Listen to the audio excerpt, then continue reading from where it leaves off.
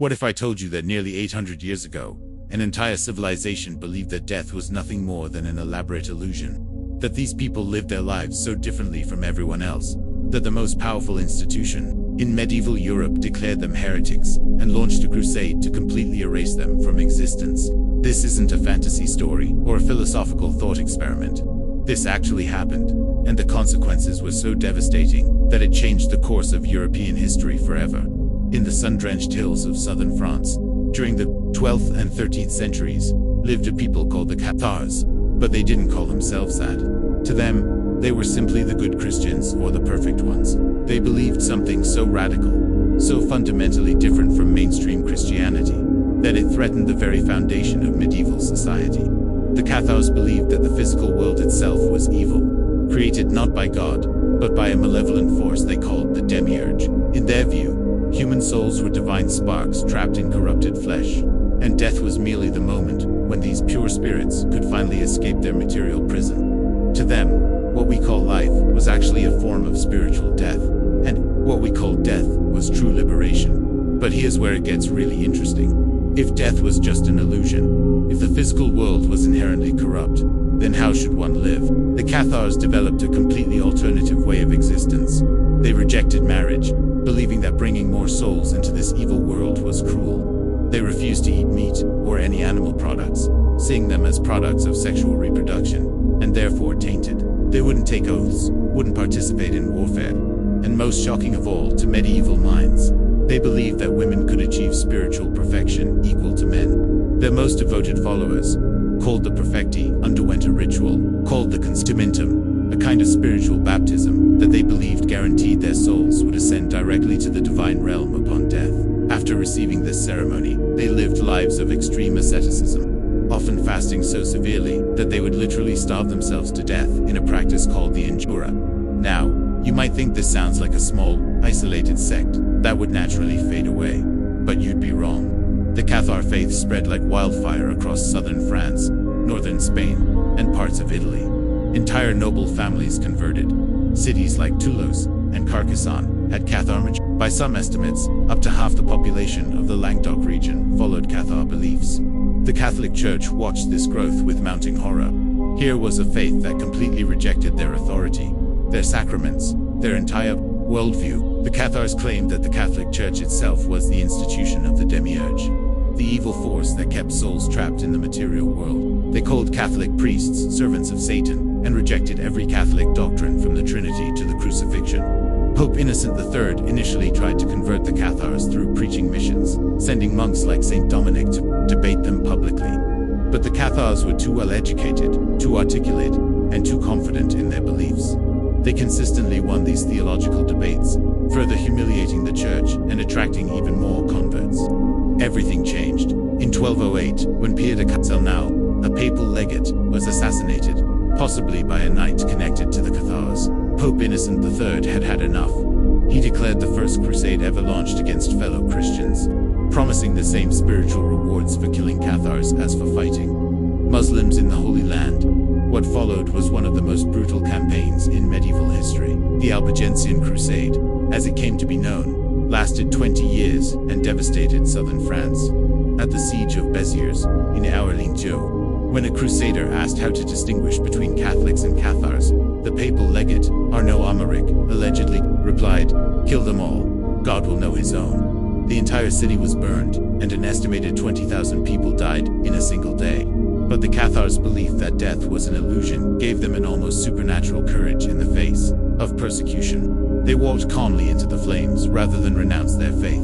At the fortress of Montségur, in Étain-Lambaye-Sichem, over 200 Cathars chose to be burned alive rather than convert to Catholicism. They sang hymns as they died, convinced they were finally escaping the prison of the material world.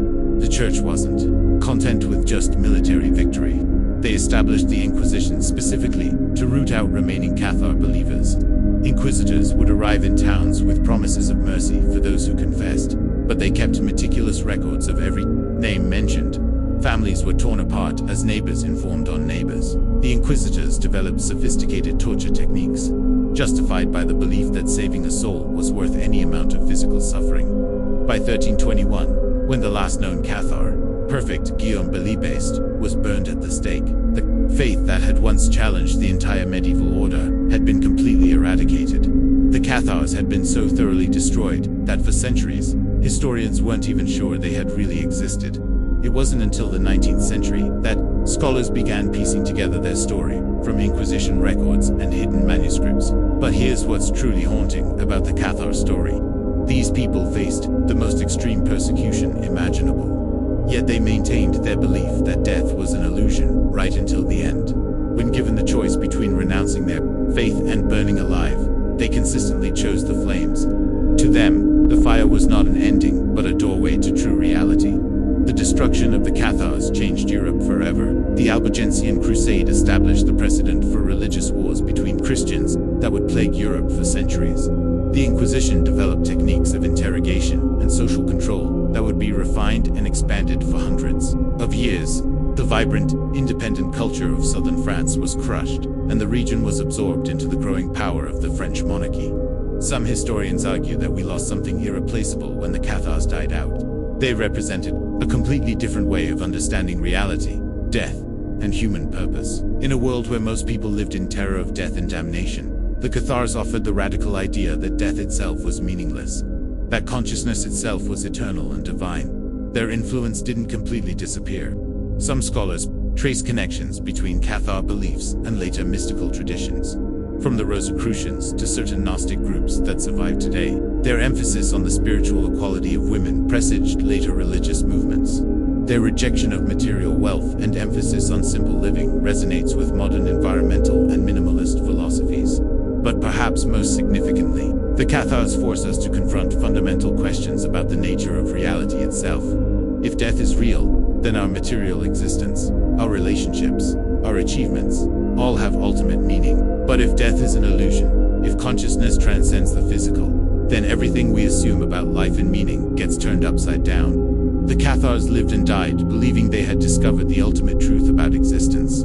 They were willing to endure torture, exile, and death rather than abandon this conviction. Whether you see them as enlightened mystics or dangerous heretics, their story challenges us to examine our own assumptions about life, death, and what it means to be human. In our modern world, where death anxiety drives so much of human behavior, where we spend billions trying to extend life and avoid mortality, the Cathar perspective offers a radically different framework. They suggest that our fear of death might be the very thing that prevents us from truly living, that our attachment to the material world might be what keeps us from discovering our true spiritual nature.